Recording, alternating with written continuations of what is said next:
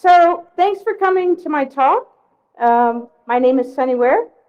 I'm a security architect and web application pen tester. I'm going to talk to you today about exploit kits, the biggest threat you know nothing about. So let's start with something that we're all familiar with. Let's say you're shopping for a new camera and you Google and you come with this result set page back and you decide, now I like one of these cameras. I'm going to go ahead and click one of these links, even though the retailer may not necessarily be, a name that you're familiar with. So you click the link only to be greeted by this message. What? All my files are encrypted. Not only are they encrypted, but I've got to come up with 1.2 Bitcoin, which is about $500, and I've only got 4 days to pay this. What am I going to do? So hopefully by the end of this talk, instead of being greeted by this, you will be greeted by something like this. Basically, I'm going to give you tips and tricks that you can employ, whether it's at your organization or on a personal level, that will help protect you from having ransomware and other types of malware being dropped on your system. But basically, in this particular protection, you would have been warned that, hey, look out, on that page you're about to go to is this reference to this Google Ad Services.com, which has malicious traffic coming from it, and it was found on Peter Lowe's ad server list. Okay, so let's talk about what is the real threat here. What is it that we need protection from? Well, we're talking about drive-by malware, right? Or we could be talking about malicious advertising, also known as malvertising, spam campaigns, which we know are the delivery of malware through email, and of course ransomware, which is probably the worst perpetrator of all. Now, all of these things have in common the way that they can be delivered, and that is through something called an exploit kit. Now, if you're not familiar with what an exploit kit is, basically it's a piece of crimeware that allows for the packaging up of various types of exploits, as well as the mechanism to deliver those exploits.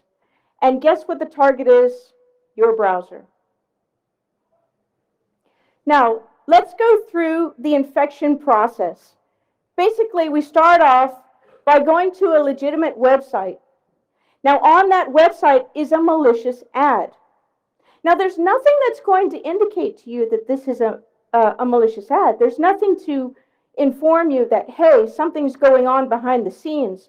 What's happening behind the scenes is you're being redirected through several different redirections to eventually land on an exploit kit's landing page, at which time there's going to be a bunch of probing for vulnerabilities inside of your browser, inside of your operating system, to basically infiltrate your system in order to land the malware.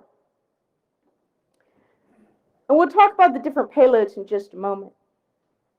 Now, one of the key differentiators about exploit kits is it doesn't require interaction on the part of the user. This is a bit different from other types of attacks that we've seen in the past. But basically, this entire process of redirecting and probing and determining vulnerabilities is happening behind the scenes through opaque iframes, malicious iframes that have been injected in compromised sites. I'll get to that in just a moment. Let's go through the workflow one more time, but I'm going to point out the vulnerabilities that are being exploited. So first of all, the malvertising, as we said, it can be on a legitimate website. The problem comes in is that you've got to send or redirect your victim through a series of gates. Those gates are created on infected websites. Now, these infected websites, they're basically compromised, meaning they have web application security vulnerabilities that are being exploited. Cross-site scripting, clickjacking, this type of thing. The redirects, The redirects are being done through compromised domains. Legitimate domains that have subdomains that have been created for purposes of launching pads to direct victims through. Then of course, there's the exploit kits themselves, which we'll get into some of the actual names of them and their differentiating characteristics. But these exploit kits are going to be targeting some common vulnerabilities that are known in the industry, and then for purposes of delivering the malware. Now, the payload of the malware is generally done in two stages. You'll have a dropper, which is sort of your staging, the staging malware that is needed in order then to deliver the payload. So in order to understand exploit kits properly, we really need to go through a series of terms: gate, landing page, exploit page, and the payloads. So let's talk about the gate. The gate is a reference generally through malicious iframes that are planted on compromised websites. It's a redirection or series of redirections to send you to an exploit kit's landing page. Now, one thing about these redirects, if you take a look at this, you'll notice that from the malvertisement, we come to this malicious iframe that's then pointing to a URL that's known to have malicious traffic. Now, one thing that you need to keep in mind is that these URLs do not stay static. So if you try to create, network rules or looking for this particular URL, it's going to change within a month's time or less. Now, once you finally get to that landing page, this is where the probing of your browser and the version number comes into play, the plugins that you're using inside of your browser and their versions. How about the operating system type, right? It's looking at your operating system and the version if it's up to date. Could even be looking at what particular website you came from. It really all depends on how that particular exploit kit was written. Then you come to the exploit page itself, and this is where you've got the dropper, followed by the malware, and then, of course, you are already hooked. Now, when it comes to potential payloads, of course, we could have, of course, I've mentioned the dropper, but we could have the ransomware, which is what we're hearing a lot about these days. We could have a Trojan, which this is a really interesting one. So even after you pay the ransom, if you don't have your system cleaned or get rid of it, you could still have the Trojan living there, right? So they could just come back and do the same thing again to you. Spyware and adware. So in order for these exploit kit platforms to work properly, which, by the way, is a really big business, is very sophisticated, this is not script kiddie stuff that we're talking about. There has to be some assembly parts to put this together. So they include the hosting IP addresses and domains. These, of course, are compromised. You need to identify which particular exploits you're going to go after in order to get a foothold on your victim. You're going to have to identify how you're going to have your malware delivered. And then, of course, what payload are you going after? Now, one thing you have to get your head around is that exploit kits is componentized. It's a componentized model, which means you can break up parts of the exploit kits to be done by different service providers. What kind of service providers? How about malvertising as a service? This is literally service providers that do nothing but bring traffic to your exploit kit. That's what they do. Then, of course, there's malware as a service, which I think a lot of us are probably already aware of, but they can customize your payloads and so on. Now, this is big business, as I mentioned. Let's look at some of the numbers. So if you've got, now realize these numbers are associated with Angular, which is no longer around, but it gives us a good idea of what kind of money we're talking about here. Let's say they have 147 redirection servers. Out of that, they're targeting 90,000 browsers per redirection server. and they're serving about 10% exploits. Now, of that 10%, let's say that less than 2% actually have the ransoms paid. Just on a conservative level, let's say it's about $300 that's getting paid per ransom. That comes to 34 million. That's on the conservative side. That's, about 3 million a month. So not bad money. And this is just one exploit kit. We know that there are many out there. Now, as time has gone on, companies have tried to stop the proliferation of exploit kits. And so the exploit kits have become more sophisticated. So they do things like the domain shadowing. That's what I mentioned earlier, where they're compromising legitimate domains, creating subdomains under them in order to be used as launching pads to send their victims through. The 302 cushioning is, of course, 302 is a redirect. If you've got network analyzers, generally you're not going to see anything suspicious, or you're not going to think there's anything suspicious in a 302. So it's a way for these exploit kits to sort of get lost in the noise. Custom encrypted payloads. So this is the abuse of the Diffie-Hellman protocol, basically where you're having encrypted traffic between the malware that's deployed on your victim's machine and the command and control of the exploit kit itself. So if that traffic is encrypted, it's going to be harder for the network sniffers to be able to read that. All right, my question to each of you: have you interacted with an exploit kit? Well, in order to answer the question, let's take a look at these questions. Have you seen a malicious ad? You probably have, but you may not even realize it, right? Especially if you go to some of these other sites that are lesser known. How about visiting an infected WordPress site? Maybe you posted a blog there, right? You could easily have malicious iframes injected. And we all know, how hard it is to keep WordPress safe. How about having the Java plugin inside of your browser? Probably have that.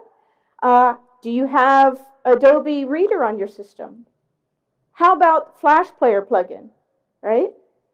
Do you still have Apple QuickTime, right? Anybody have Apple QuickTime still residing on their machines? No. So basically, the bad guys have gotten to a point where they've got to make this very easy, a very simple way to figure out how to get the money to them, right? Because grandma could get infected. Grandma could get this message that says all of her files are now protected by a strong encryption of AES. She's not going to know what that means, but all she knows is she can't get to her files anymore. So now you'll see step-by-step instructions letting grandma know you need to go to this website, you need to put your credit card in, it's going to return Bitcoin, which is going to unencrypt your files. Now, of course, the results that we're hoping for is grandma pays the ransom, she gets her files back, everything's good, and everything's happy. New tactics now are, let's say you don't want to pay the ransom. Another alternative is you could actually work for the exploit kit platform by allowing your machine to be another launching pad. Might appeal to you, I don't know. The threat landscape. So let's take a look at what these exploit kits are and their characteristics. This particular picture is of Black Hole, which was one of the very first exploit kits. Now, the way that it works is you actually sort of rent an account, right, of an exploit kit. It's centrally managed. This is not software that gets given to you. So you get an account, you log into your account, and basically you're going to see a series of statistics. So you've got the browsers that are getting exploited, you'll have all of the operating systems that are getting targeted, and the exploit kits themselves. So of today, Angular, Rig is the #1 guy, Nuclear and Neutrino. Recently we've had a series of incarcerations, and we've seen lesser activity of a lot of these, as well as the death, of course, of Angular. So a lot of changes on the horizon. The main characteristics here with Angular, Flash, and Java vulnerabilities are targeted. And it always seemed to have this particular function in its deobfuscated code. Riggs tends to prefer PHP as its programming language of choice. And you can see here in a malicious ad, it's got a redirection that takes you to a gate. And at that gate, of course, this compromised website has a malicious iframe. In the landing page, it's some malicious VB script. Rig likes to focus on Windows services and likes to hide itself looking like legitimate services. And same thing with Nuclear, some of the same exploits. Neutrino likes to target websites running over port 80. So you can see a lot of commonalities between the exploit kits. As of this just a few days ago, we're seeing now some other exploit kits come to rise that used to be considered second tier. So look for Sundown, Magnitude, and Sweet Orange, which used to not be talked about a lot, but because of the death of the others, they're becoming more relevant. So let's take a look at our defenses. Obviously, we need to make sure that secure coding is part of our organization, that we've got secure SDLC to address the vulnerabilities that these exploit kits are taking advantage of. Also, security conferences. Now, from a processes perspective, we've got to incorporate static and dynamic analysis of our web applications. And, of course, manual penetration testing. Network gear, we've got our usual layers. And we also have some very interesting products coming out, like Bromium, which has a mini VM to contain malware, as well as Cylance. I don't know if you all are familiar, but they were very instrumental in rounding up the SamSam ransom that targeted hospitals. And then Endgame has a very interesting hardware approach to solving the problem. Information sharing is coming along. These organizations are available. You can look them up to get more information, but basically there's also a supporting infrastructure for each of these that can feed information about the tactics, techniques, and procedures being done by the threat actors. Let's talk about you. How can you protect yourself? So one of the products that I think is very interesting is this Sandboxy product. This is actually Sandboxy containing CryptoLocker. Very interesting product, very affordable. If configured properly, it could help you in a situation like this. Of course, browser security, make sure that everything's up to date. Go with a company that spends a lot of money on browser security. Application blocking, I mean, we know at this point not to use Flash or Silverlight. If you have to, make it click to run. Glassware, really, really cool product. You can basically monitor all the network activity on your desktop with this product. There's a free version, and then the paid version is very reasonable. So proxy ad stripping, you can do that with some plugins. DNS sinkholing, really want to emphasize if you don't use OpenDNS or a different DNS, please look into these. OpenDNS has a free product. You can change the configurations on your home router. Good stuff here. I highly recommend them. Block Origin. uBlock Origin is the product that you saw in the beginning, where you have, pointing out what's malicious and where it was found. Now, you can choose to override this if you like, but basically it's there to protect you from going further. And of course, host-based blocking is probably the very best. You've got your safe script and your no script, but the problem is, it's going to break every single website you go to. So if you have the patience for it, it's certainly a great protection. And then there's the Sandboxy product that I mentioned. So in summary, They're very sophisticated these days, and as a result, we need to build in our protection some complexity as well. These are my references, and if you like what you see, please subscribe to my YouTube channel or connect with me on Twitter. Thank you for your time.